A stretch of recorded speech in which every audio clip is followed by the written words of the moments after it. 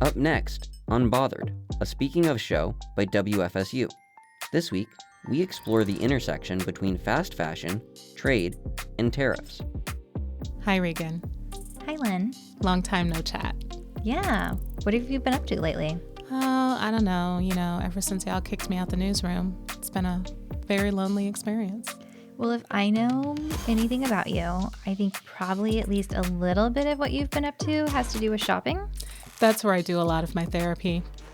Just a little window shopping, looking at some fancy purses, maybe. Well, nowadays the money is funny, so it's a lot of window shopping. But recently, I did get my hands a little dirty. My passion took me down to Governor Square Mall on a Friday, and I stumbled upon the closing of Forever 21. Oh, I remember Forever 21.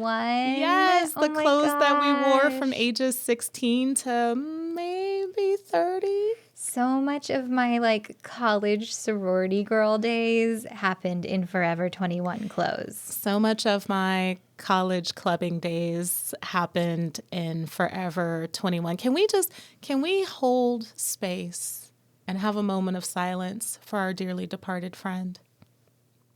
Okay, but seriously. Yes. It was a madhouse. So they're closing. They're closed. They're closed now. Okay. I was there on the last day, and when I walked in, which was later in the day, they were already at 90% off. Ooh. 90% off of everything. Yeah. And people were in there with boxes of clothing. Of things for themselves? Things for themselves, your cousin, your brother, your sister, your mother, I don't know, your grandmother, the nieces that you might have in the future. It got to a point where I think people were just grabbing things, honestly, for the sake of grabbing things. Because how can you not when something is 90% off? No, I get that. I've made many purchases and in my lifetime just because it's basically once something becomes 90% off, it's basically free, right? That's how it feels. In my brain, that's how it feels. And it would almost be it would almost cost more not to buy it. That's what I said. So, I'm in here and I'm trying to, act with a little bit of a half a grain of dignity. So I decided that I would only pick up enough clothing as I could carry. And as we were standing in line, they then made an announcement. Oh? It was now 95%. What? Off. Oh my God, we went crazy. Okay, 95% off? At this stage of the game, those of us who were trying to act with a shred of dignity said, screw it, hats to the wind. And I'm not going to lie, I jumped out of line. I picked out a couple more things that were even in my aspirational.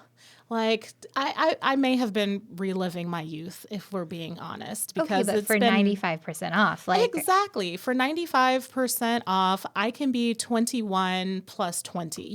Same difference. Sure, yeah. So I picked up a couple of more items, as did everybody else. 5 hours later. Wait, a 5-hour line? 5 hours later. We finally made it to the front of the checkout line.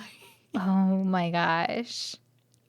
And as I stood there, because ultimately my arms got tired, and when a box came available, I may have done like they did in Rome and filled a box. Oh my goodness. But you know what restored my faith in that moment, Regan? When I got to the counter, and the lady rang up my purchases at 95% off, something else happened. What happened? It was another 50% off. Wait, what? Okay, they were giving away clothing. I don't understand what 50% off of 95% off even is. I calculate that I purchased, let's say, about $800 worth of clothing Okay. for $36. What? Yeah. Wow. And oh my God, the adrenaline high. Ah, yes. Oh my gosh. Because I was like, I spent $36 and we're all whooping and we're all cheering. And I grab my bags and I'm waddling to my car Yeah. and a dose of cold water set over me. And then I started to wonder, how much did it really cost for this clothing to be made? And when a company like Forever 21 goes out of business, imagine how much money they still made. Interesting. And you know what makes this really interesting to me is we've been talking a lot about tariffs. Mm-hmm.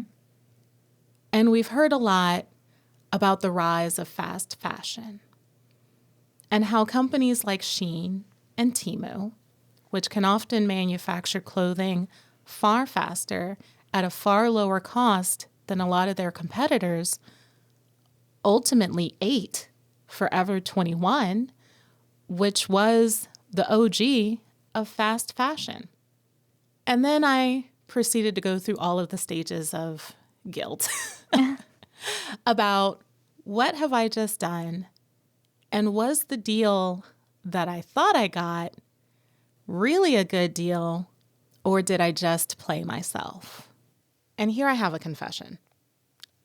A lot of what I just bought from Forever 21, I did list for sale. And also these days, what's most popular in the secondhand clothing market are those good quality products, not these products, maybe previously bought from a fast fashion retailer for only less than $10, right? Wow. Yeah. And so I did what every enterprising journalist does. I called an economist, Professor Sheng Lu with the University of Delaware. He focuses on the economics of textiles and apparel, including trade and tariffs. And if it's not obvious, he's been in demand lately.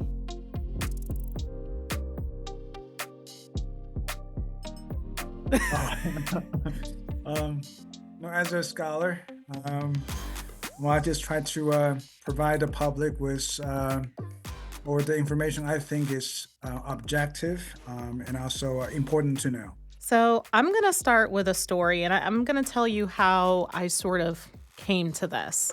2 weeks ago, I found myself standing in the longest line I have ever stood in. Forever 21 in Tallahassee was going out of business. Right. And I stood in line with boxes of clothing, and I had a thought, two thoughts actually. Mm-hmm. My first thought was, how in the world can there be all of this clothing, and where does it go when no one buys it? Right. And then my other thought was, I'm buying $450 worth of clothing for 30 some odd dollars. I wonder how much it cost for them to make it. Well, fair question, and also really great question. Yeah. So help me fill in those blanks, because I will say, after being really, really high off the adrenaline of the moment, it got real really, really quick when I started contemplating cost. Help me understand this from a supply chain perspective. Sure. Yeah. I think this is a really great real life stories. Or I would love to see the general public pay more attention to not only the price they pay to get the garment, but also ask more questions like what you had in your mind. So where the garments come from, who is making these garments, under which condition this garment is made, and also what will happen if, say, our consumers changes our shopping behavior. A couple of statistics. By the way, sometimes I'm joking. I'm the least fashionable fashion faculty in our department because academically I'm trained as an economist. So even I work in a fashion department, but I still look at this issue more from an economic and supply chain perspective. And we often say fashion is possible because of international trade. This is because, for apparel, we see in the US-based retail store, they come from almost in any continent in the world. About 70% of garments, they came from Asia, but also we have about 10% come from the Western Hemisphere, like Mexico, Central American countries. The rest come from Europe, from Egypt, Turkey, you name it. Yeah, so almost all countries, they can export apparel to us. But even that does not reflect or showcase the entire picture of how the apparel is made.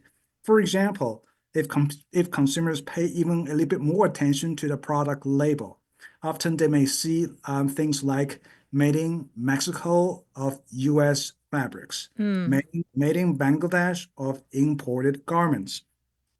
Or even made in China, they can use Japanese yarns, or maybe the cotton came from the US at the very beginning.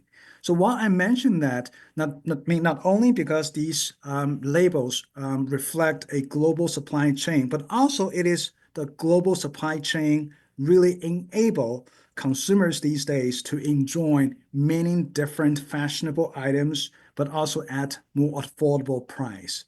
So a very interesting, phenomenon people may not realize is before the pandemic, surely we have an unprecedented inflation after COVID-19, but back in 2019, the clothing retail price in the US actually was lower than 30 years ago.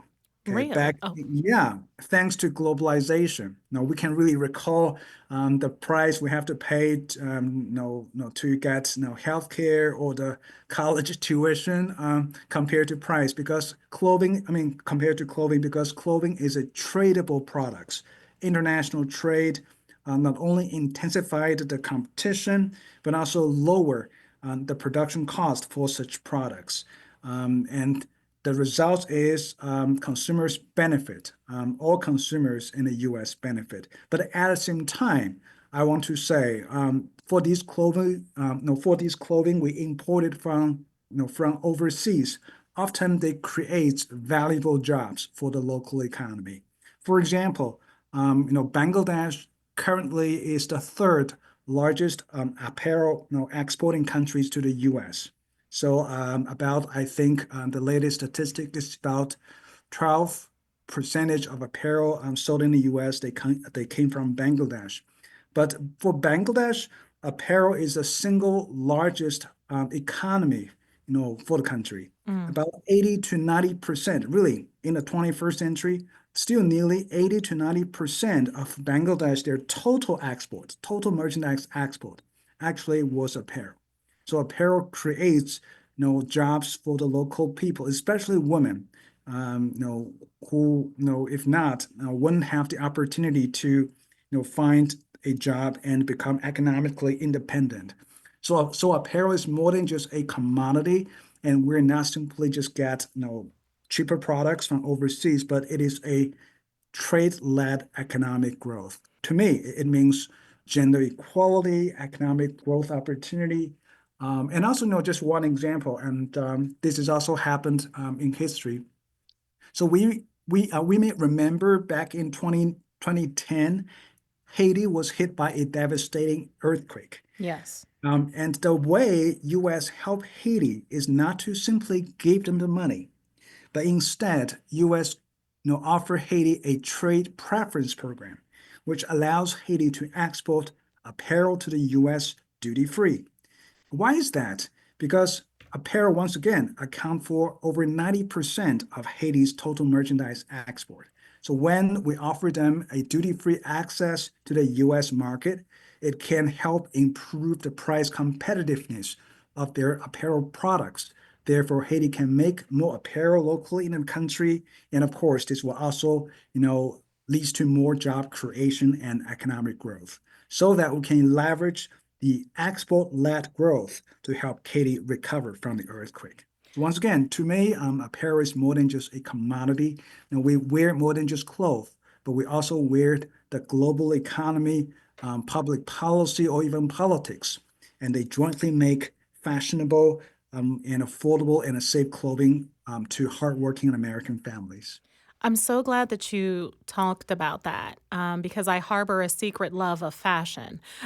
um, and I'm a We all love big, fashion. We all love fashion, and it's a 4 trillion annual business. People may not realize when we count the value of textiles, I mean fiber, yarn, and fabrics, and finished garments, we're talking about a 4 trillion annual business globally. So it's a huge industry with huge impact. And also, no, sorry if it's too long, but I often, tell people, you may think, things like airplane, they're far more complicated than apparel, right? But just name the countries in the world that can make airplanes. Probably just the US and Europe, and maybe China these days too. But it's very limited in number. But can you name a country that does not make and export any apparel products? I can't. My students can't, right? But you can also think in this way. Okay, which one is more complicated?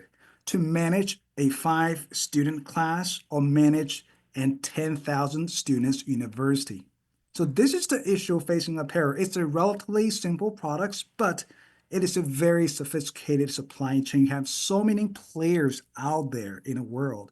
This is why managing apparel sourcing in the trade can be far more complicated than many products we see in the daily life. Well, and I'm glad we're talking about this because apparel, clothing, and textiles has become very much a flashpoint in the conversations that we're having right now regarding tariffs, sort of going back to Forever 21, right? Mhm. Forever 21, many people would probably point to that company and say, this was the originator, right? This Forever 21 came about in the 1980s when we really began to see the shift away from American made clothing into having much of our apparel supplies sourced from overseas. Right. Enter Forever 21, pioneering this idea of what we think of nowadays as quick turn, fast fashion. How interesting is it that Forever 21 would ultimately meet its downfall Mhm. by many of the same policies that we have fostered now for decades regarding how we treat our partners with respect to tariffs? Mhm. Enter the rise of Shein and Temu, both Right. places which I will confess I am guilty of patronizing. So I have to ask you, you know, how did how did we really get here? And when we talk about how in this very instance apparel and fashion has now become political, what happened? Yeah, I know, absolutely. And I would say actually, politics is always with the apparel sector. As an economist, the reason why I found apparel is so fascinating is because of these, policy regulations that are heavily involved in regulating apparel production and the trade. And I do remember before 2005, so when all the other products they can mostly freely traded between countries, apparel was still subject to quantitative restriction by something called quota. Why quota was in place, especially in advanced economies like the US and also Western European countries at that time. Now, what is It- crota? Are you saying yeah, quota CROTA? no, quota, Quota. Oh, quota. Okay. Quota, yeah. Quota Explain. is, Yes. yeah, quota is a quantitative limitation on imports. So tariff, well, makes imports more expensive, but but quota will set the quantitative limits of how much products we can import from a Mhm. specific country. So at that time, just put it this way, policymakers set a very high trade barriers, including using quota to limit U.S. apparel imports. The reason is to protect the U.S. domestic apparel sector. Okay, we thought apparel is labor intensive, and typically, we have entire town in the U.S. May be involved in making textile and apparel garments. So we thought this is a, import sensitive sector. Therefore, we want to give more protection to the domestic industry. That being said, because of globalization, because of intensified competition, so U.S.-based textile and apparel companies, they start to voluntarily to shift their business model. So companies like Levi's, like PVH, previously they make a lot of products domestically in the U.S., but then, they start to realize, why not? I change my mindset. Okay, I try to, focus more on non-manufacturing functions like designing the clothing, marketing, branding, and then offshore production. And as a result, okay, I still hire a lot of US-based workers. Nobody will question, these big names out there, Ralph Lauren, right, PVH, Calvin Klein, they're US-based fashion apparel companies. Nobody will question that. However, if you're looking at these companies' website, nobody mentioned production anymore because their business model is not about manufacturing. Okay, even though they still have a lot of functions out there to make apparel happen in the US. So this is the reality of today's apparel supply chain. And very interesting statistics is even for an imported garment, say when you go shopping, you find a clothing which is labeled as made in China, made in Bangladesh, or made in Cambodia. However, more than 70%, 70, more than 70% of the value of the garment or the price we pay to get to get the garment, they stay in the US. You can really ask ourselves how much we actually pay to get, right? We pay only very little portion to the garment workers who actually make the garments. We pay a lot of money, or the big chunk of the money we pay to get a garment actually go to fashion brands and retailers, which design the clothing, branding it, sourcing it, marketing it, and also, of course, the retail store itself carries some decent profit margins. So this is today's global apparel industry. And I would say the way to measure our industry is not simply where the product is made or how many garment workers we actually hire. But U.S. still is one of the U.S. still has one of the largest apparel sector in the world. But even though we no longer make a lot of happen, but there are a lot of well-paid non-manufacturing jobs stay in the U.S. And this is also why the industry actually respond to the tariff increase these days very differently from some narrative we heard by some policymakers. So actually, I just intentionally search YouTube channel just this weekend to try to see some reaction from US-based, not only retail store, but also US-based apparel mills, apparel factories, to see how they react to the tariff increase. Very interesting. Almost all of them feel the current policy instead of supporting their business, really hurting their business. Why? Because once again, it is a globalized industry. A lot of U.S. domestic garment factories, they use imported materials, especially fabric. They mostly come from Asia or come from Europe rather than locally sourced from the U.S. Of course, the higher tariff will increase their sourcing and production cost and make their final products less price competitive. Likewise, for retailers, the high tariff will increase their sourcing and production cost. And when you have a very competitive and intense apparel retail market, and they have to suffer the financial loss because of the higher sourcing cost. I'm glad that you mentioned that. One of the arguments, I feel like we've been watching the same things. One of the arguments that I have heard in favor of tariffs is that, yes, prices will go higher. However, it will force people to be more conscientious of what they're consuming, how they're consuming it, and perhaps people will begin to turn toward more slow fashion, right?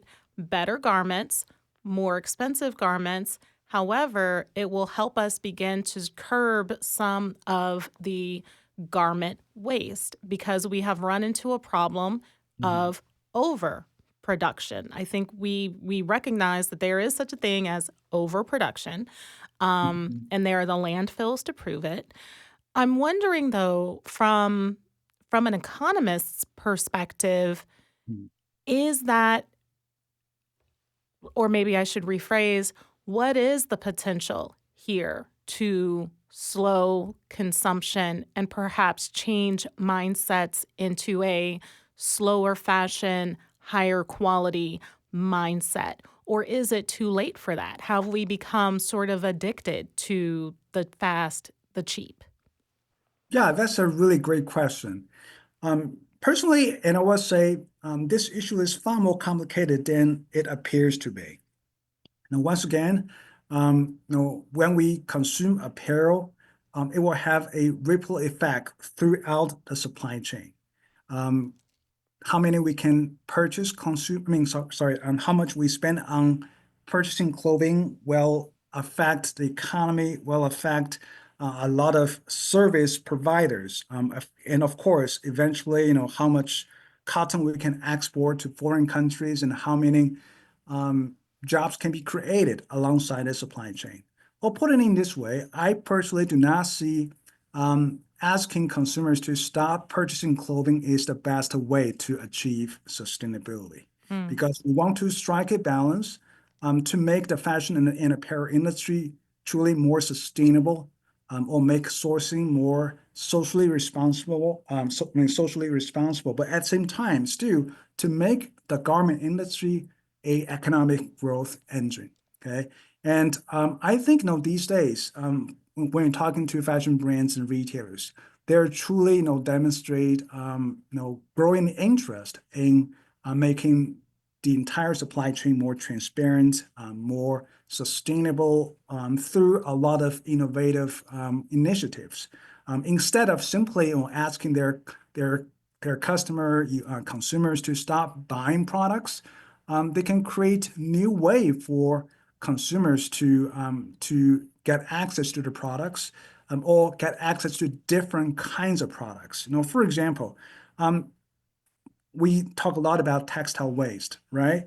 But the best way to leverage these textile waste is to turn them into new clothing. Therefore, it can create a so-called circular economy, right? I do not think the purpose of promoting circular economy is to simply asking consumers to stop buying. I think we will just make consumers more aware of the environmental impact of making and consuming garments, but at the same time, try to solve the so-called first mile problem. That is, when we design and create garments, we want to make sure they're more environmental friendly. They're more suitable for recycling, or the material itself will be more friendly to the environment. And then we can have the resources to invest new technology to make it happen. It's an ecosystem. To me, when we're talking about sustainability, it's not simply just about technology. It's not simply just about let's stop buying, but also how to make sure that companies, right, the main players in this ecosystem will have sustainable revenue to carry out these initiatives, to sustain their business. Therefore, they can offer different kinds of products to the market, or we call it more sustainable apparel products to the market. And at the same time, and I want to say this is also a great opportunity to promote more U.S. based economic activities. For example, when I studied the supply chain for clothing using recycled materials, I realized actually there can be huge opportunities to expand some production in the U.S. from gathering these used clothing to sorting them, or maybe using AI technology to analyzing the fiber content. So there are tons of new opportunities be created here. And once again, the purpose is not to simply ask consumers to stop buying clothing. This wouldn't be the solution to the existing problem, but instead, I think we should on the one side encourage consumers to pay more attention to these issues, besides only caring about how much I pay to get a products, but at the same time, to develop a business model that can support sustainable apparel production and consumption. I'm glad you talked about that because it's very hard to recycle clothing. And Right. even when you're trying to recycle clothing, so much of it is not recyclable due to the materials that are in it. And I'm thinking about polyester, Right. nylon, rayon. It's not unusual to have a garment that might be 50% cotton, or even, I'd say a better example, maybe 25% cotton, 75% polyester. And your avenues for attempting to recycle and reuse these garments are extremely, extremely tiny. So, as you're thinking about, as you go about this and you're thinking about trying to grow this more circular economy, have you started looking at potential solutions? And if you have, what are they? Yeah, this is an excellent question, and also something related to my comments earlier. That is, we need to, somehow solve the first mile problem. So when we currently talking about textile waste, why it is so hard to say recycle clothing, because the way we design the clothing, the way we make clothing, the materials we choose to contain in this clothing, they're not suitable for recycling. But why not? When we design clothing, when we make the clothing at the beginning, we already consider these factors. We already want to make sure that the materials we choose will be much more suitable for the clothing to be recycled, to be reused, or can have a longevity, in the future. So this is why when we talk about sustainability, building a circular economy, it's more than just about only tackling the textile waste problem.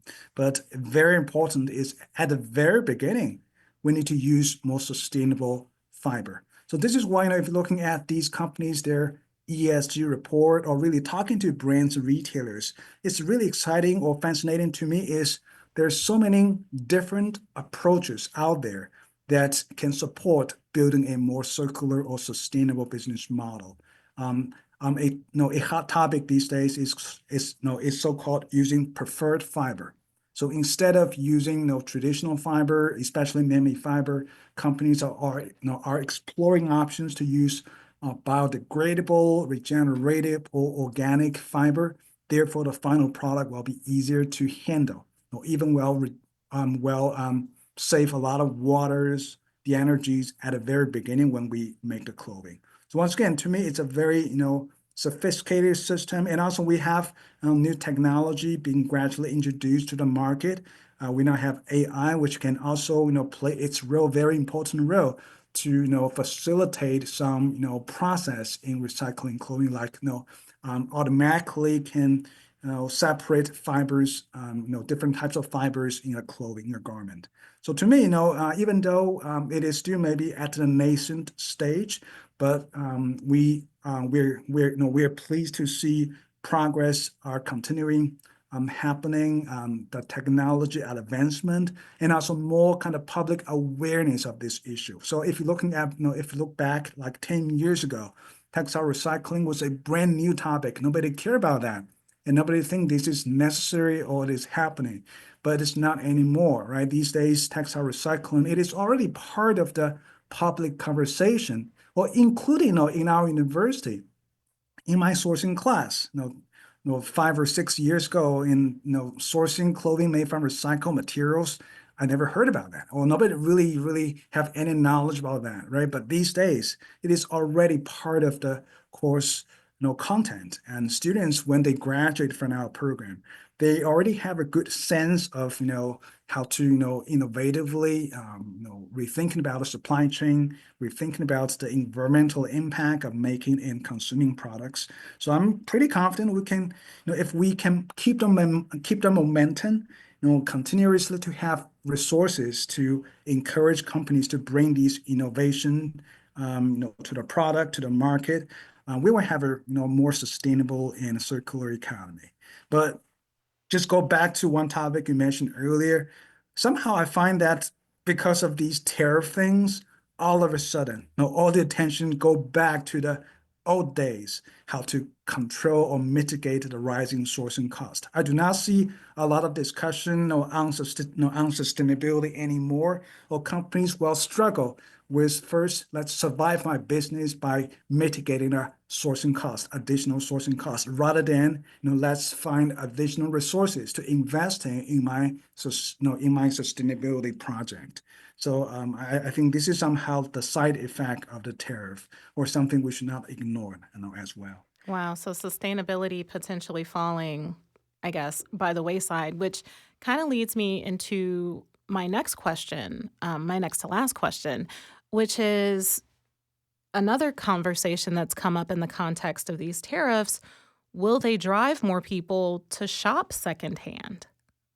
Yeah, that's a reasonable question. And I would say it's likely, but also it's complicated. It's likely because a lot of factors. One is secondhand clothing.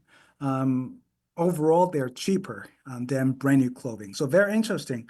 A lot of studies show the most important incentives for consumers to buy secondhand clothing is not about sustainability. It's because of the price. Mm. So yeah, so I think when consumers they feel all of a sudden they face a tighter budget, this may drive more interest in exploring secondhand clothing.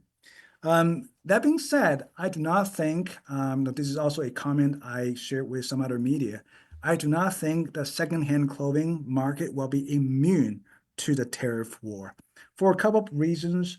One is for the secondhand clothing, it depends on the supply from the mass market. Okay, and because of the tariff war, on the one hand, consumers will face growing financial pressure. So previously, they may just simply, get rid of a clothing, but now they want to keep it for a longer period of time. So this means the supply, of used clothing to the market probably will slow down. And also these days, what's most popular in the secondhand clothing market are those good quality products, not these products, maybe previously bought from a fast fashion retailer for only less than $10, right? They're definitely, I mean, the most popular items in the market are those branded products, good quality, and they will be most preferred by consumers. But my worry is maybe the overall supply to the market could slow down because consumers facing more financial pressure, they want to keep their clothing for a longer period of time. And also, at the same time, brands and retailers, these ordinary brands and retailers, they may also choose to intentionally import fewer products to the US market because they anticipate consumers will buy fewer products because of the looming economic recession. And based on my conversations with brands, retailers, and also some suppliers, and I see order cancellation is already happening. Mm. So yeah, so we will see fewer products be imported into the US. And of course, the reduced supply of new clothing will result in reduced supply of used clothing, for the secondhand market. Yeah, Oh, so that's my no. personal observation. The other thing is also true. Price, regardless of, in the traditional retail market or in a secondhand market, is determined by supply and demand, right? If more U.S. consumers, they rush to explore the secondhand clothing market with more limited supply and growing demand, the price will go up. And of course, price go up, of course, the demand will go down, as a result. So I think there will be an interesting balance in the secondhand clothing market. And in a rare case, I mean, or in the future case, say if consumer really struggle, with their financial situation, they may even stop buying clothing from the secondhand clothing market. Because to be honest, if you check the wardrobe, I really do not think I have to have another piece of garment. So garments or many garments, they're good to have, but they're not have to have, right? So it's they're regarded as a discretionary spending, not something I have to have. Except for some categories, they're regarded as necessities and basic items, and we may also quickly see their price go up because of the tariff. So you're telling me that maybe my Forever 21 haul was not the ROI that I may have been hoping for when I listed everything on Poshmark. Yeah. So, but it's a dynamic market, so it's interesting to see, the uncertainty also hurts the business. Both hurt consumers about their financial outlook. We already see some really concerning data, like the U.S. Consumer Confidence Index, and also companies these days, they struggle to figure out what to do with their existing orders or how the market will continue to evolve because of the tariff situation. Yeah, but the kind of the key message or the key signal from the market so far is not that encouraging, at least to me. Professor Lu, thank you so much for joining me here Sure. today Yeah, and thank you for breaking having this me. down. This was a great conversation, and I'm so glad to have had it with you. Thank you. Thank you for the opportunity. Take care. You too. Bye-bye.